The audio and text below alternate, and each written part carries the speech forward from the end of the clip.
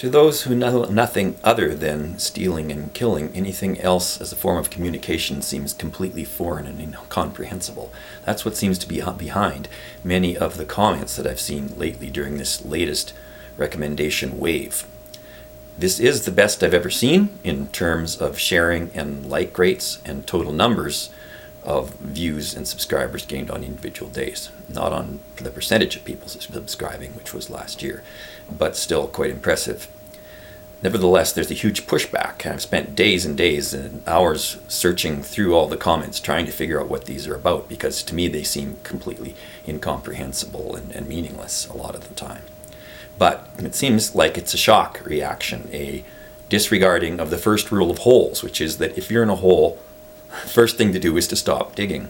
And we've been exposed so long to a distribution system that depends on the digging that when it stops, people don't know how to talk. They don't know how to communicate anymore. And they're still trying to communicate through memes that other people seemingly don't want to spread in the comments section, like the 2013 to 2019 year meme. If you say that YouTube, or imply that YouTube took 5 or 6 years to implement a recommendation system, and therefore it shouldn't have done so, that's arguing against the first rule of holes. You're essentially saying YouTube should have just kept on digging. It shouldn't recommended people material and left them with no other choice other than piracy in order to discover people. This is not something, obviously, that I would want, because memes are quite destructive. I've read an article saying that the faster something is spread through memes, the fewer views it will ultimately get. So a very effective way of burying and censoring and silencing other people is to make a meme out of their material, because eventually it'll spread too fast, people think it's all that and they won't want to watch it anymore. Now, recommending versus meming is a huge shift, and a very important one for me to have my work seen. Otherwise, over 99% of all my views are always going to remain only on other people's channels. And now, as that's starting to change a little bit, I'm getting higher rates of people independently apparently sharing the video, although it's been harder for me to find that out. I've had to dig very deeply because YouTube analytics have changed, and it's harder for me to find the basic data on what my like and share rates are.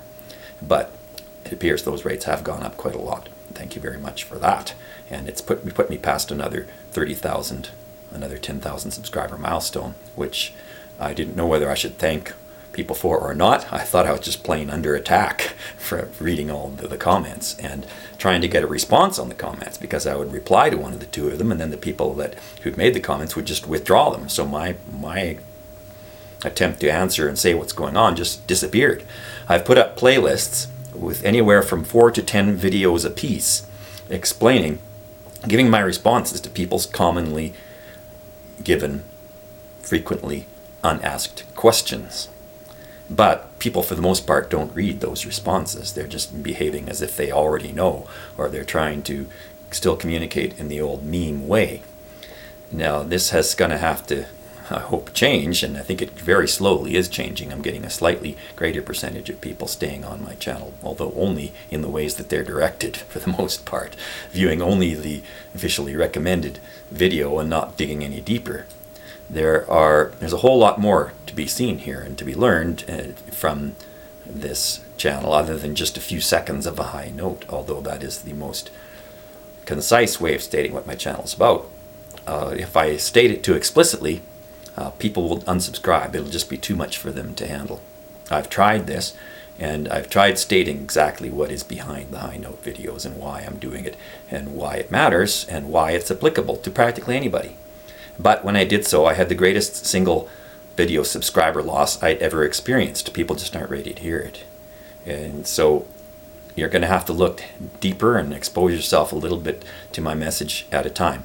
It's a message of life, creativity, getting back what you've lost, getting back your privacy, your life, your rights. And that's what I'm working toward. So I hope that'll tell you a little bit, if you're one of those few people who's actually looking for the answer and still isn't in a state of hole-digging shock at this point. Thank you very much if you are one of those people. Continuing to make progress with this channel, it looks like, and people are continuing to gradually find new ways of looking for their content creators that they like and who are the creators of original content, and supporting them. Not just, although that's the answer. If you want to know why, WTF, what is going on in my channel, I'm trying to spread all those things. Life, creativity, originality, discovery. And people, on the whole, don't initially like seeing something new. They look in a channel for a formatted approach. And what I'm doing is applicable to a very wide swath of what we do in our lives. There's no reason why it shouldn't be recommended at all. You might not see it immediately, but after, if you look into a few more videos, you should be able to figure it out.